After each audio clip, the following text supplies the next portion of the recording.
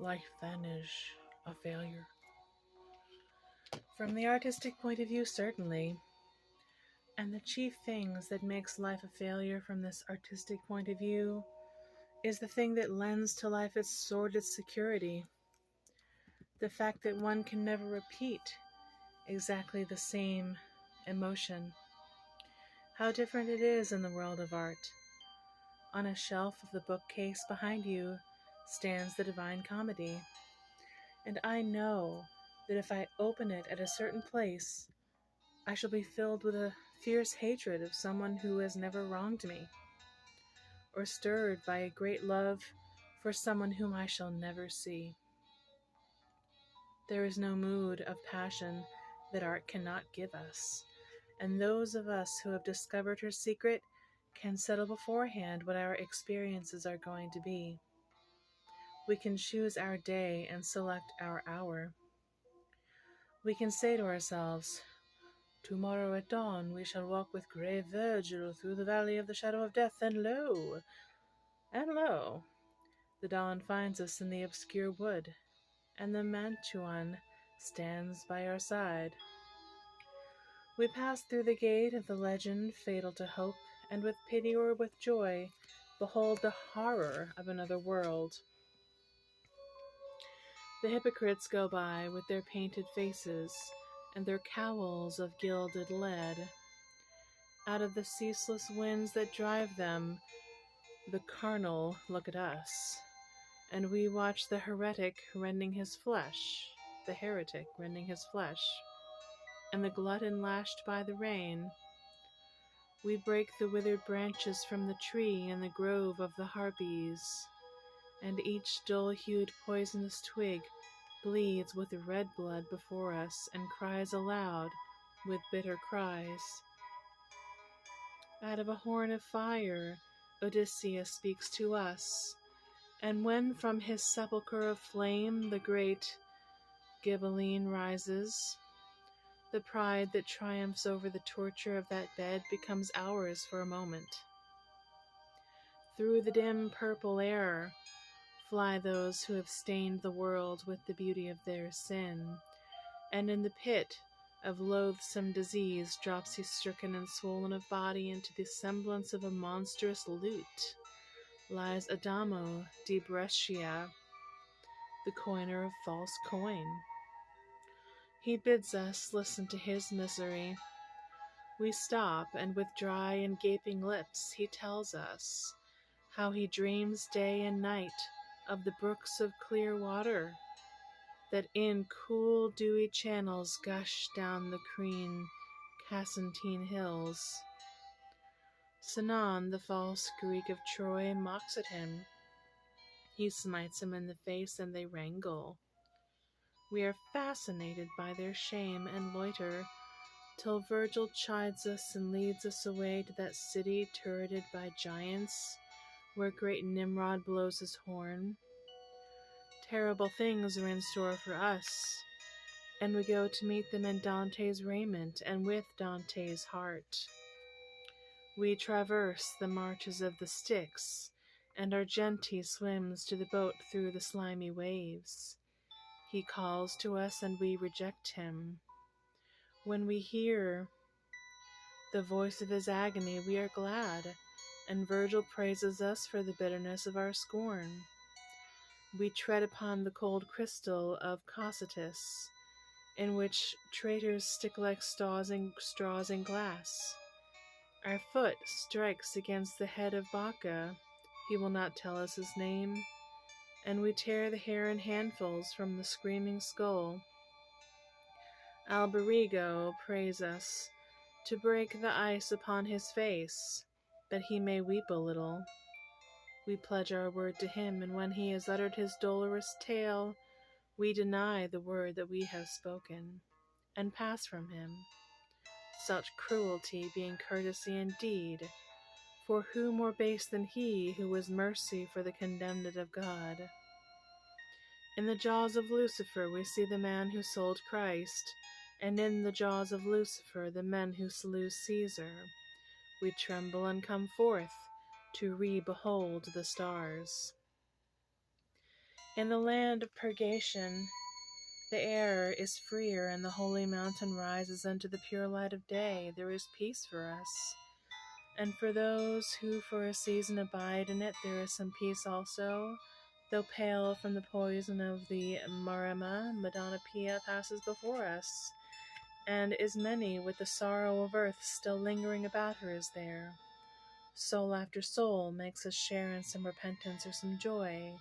He whom the mourning of his widow taught to drink the sweet wormwood of pain tells us of Nella praying in her lonely bed, and we learn from the mouth of Buonconti how a single tear may save a dying sinner from the fiend. Sordello, that noble and disdainful Lombard, eyes us from afar like a couchant lion. When he learns that Virgil is one of Mantua's citizens, he falls upon his neck. And when he learns that he is the singer of Rome, he falls before his feet. In that valley whose grass and flowers are fairer than cleft emerald and Indian wood, and brighter than scarlet and silver, they are singing who in the world were kings, but in the lips of Rudolph of Habsburg do not move to the music of the others. And Philip of France beats his breast, and Henry of England sits alone. On and on we go, climbing the marvelous stair, and the stars become larger than their wont, and the song of the kings grows faint. And at length we reach the 7 trees of gold in the garden of the earthly paradise. In a griffin-drawn chariot appears one whose brows are bound with olive, who is veiled in white, and mantled in green, and robed in vesture that is colored like live fire. The ancient flame wakes within us, our blood quickens through terrible pulses, we recognize her. It is Beatrice, the woman we have worshipped. The ice congealed about our heart melts, while tears of anguish break from us, and we bow our forehead to the ground, for we know that we have sinned. When we have done penance and are purified and have drunk of the fountain of Lethe and bathed in the fountain of Juno, the mistress of our soul raises us to the paradise of heaven. Out of that eternal pearl, the moon, the face of Picard Donati, leans to us. Her beauty troubles us for a moment. And when, like a thing that falls through water, she passes away, we gaze after her with wistful eyes. The sweet planet of Venus is full of lovers. Coniza, the sister of Ezelin, the lady of Sordello's heart, is there, and Folco, the passionate singer of Provence, who in sorrow for Azalais forsook the world, and the Canaanitish harlot whose soul was the first that Christ redeemed. Joachim of Flora stands in the sun, and in the sun Aquinas recounts the story of St. Francis and Bonaventure and the story of St. Dominic. Through the burning rubies of Mars, Cacciaguida approaches. He tells us of the arrow that is shot from the bow of the exile, and how salt tastes the bread of another, and how steep are the stairs in the house of a stranger. In Saturn the soul sings not, and even she who guides us dare not smile. On a ladder of gold the flames rise and fall. At last we see the pageant of the mystical rose. Beatrice fixes her eyes upon the face of God to turn them not again. The beatific vision is granted to us. We know the love that moves the sun and all the stars. Yes, we can put the earth back 600 courses and make ourselves one with the great Florentine, kneel at the same altar with him and share his rapture and his scorn. And if we grow tired of an antique time and desire to realize our own age in all its weariness and sin, are there not books that can make us live more than one single hour? Then life can make us live in a score of shameful years. Close to your hand lies a little volume bound in some Nile green skin that has been powdered with gilded nenuphars and smoothed with hard ivory. It is the book that Gautier loved. It is Baudelaire's masterpiece. Open it at the sad madrigal that begins: Que m'importe que tu sois sage, sois belle, et sois triste. What do I care that you are wise? Be beautiful and be melancholy.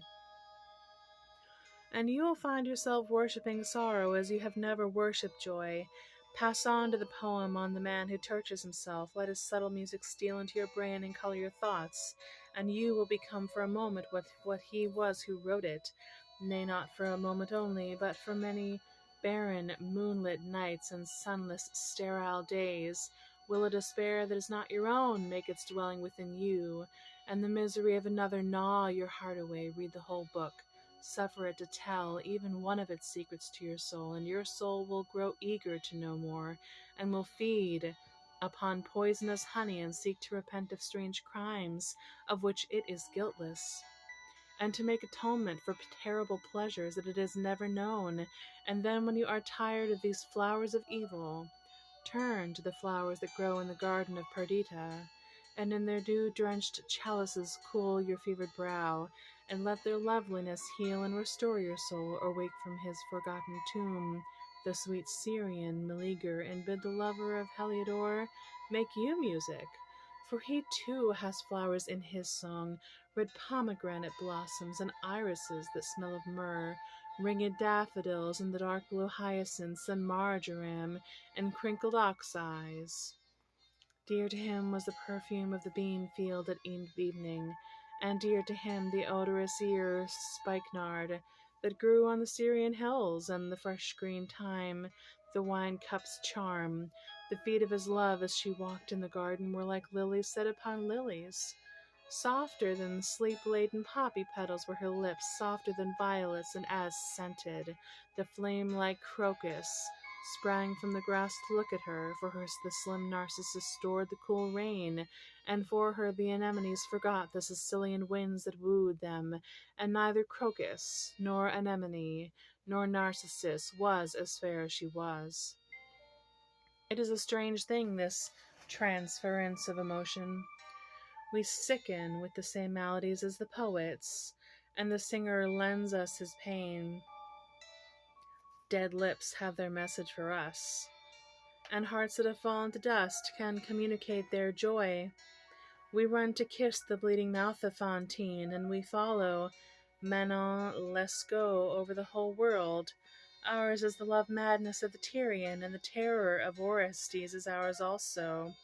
There is no passion that we cannot feel, no pleasure that we may not gratify, and we can choose the time of our initiation and the time of our freedom also. Life. Life. Don't let us go to life for our fulfillment or our experience. It is a thing narrowed by circumstances, incoherent in its utterance, and without that fine correspondence of form and spirit, which is the only thing that can satisfy the artistic and critical temperament. It makes us pay too high a price for its wares, and we purchase the meanest of its secrets at a cost that is monstrous and infinite. Must we go then to art for everything? For everything. Because art does not hurt us. The tears that we shed at a play are a type of the exquisite sterile emotions that is the function of art to awaken. We weep, but we are not wounded. We grieve, but our grief is not bitter. In the actual life of man, sorrow, as Spinoza says somewhere, is a passage to a lesser perfection.